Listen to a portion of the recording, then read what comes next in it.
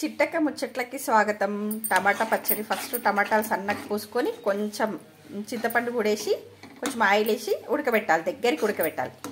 తర్వాత చాలా simple recipe అండి టమాటా పచ్చడి. ఒక 10 రోజులు నిల్వ ఉంటుంది, ఫ్రిడ్జ్లో పెట్టుకుంటే నెలైనా ఉంటుంది. ఆయిల్ కాగబెట్టుకొని దాంట్లో ఏమేమి వేయాలంటే పోపు గింజలు, ఒట్టి మిరపకాయలు కొన్ని, ఎందుకంటే పచ్చడి లంచ్ పెట్టుకొని తినడానికి ఒట్టి మిరపకాయలు చాలా టేస్టీగా ఉంటాయి. తర్వాత జీలకర్ర మెంతుల పొడి ఆల్రెడీ రెడీ చేసుకున్నా. తర్వాత ఎల్లిపాయ వేసి కారం నూరిన, ఇవన్నీ వేసి పోపు గింజలు వేసి మిరపకాయలు వేసి కారం వేసి జీలకర్ర మెంతుల పొడి వేసి ఈ టమాటా పచ్చడి తీసుకుపోయి దీంట్లో వేస్తే టమాటా పచ్చడి రెడీ.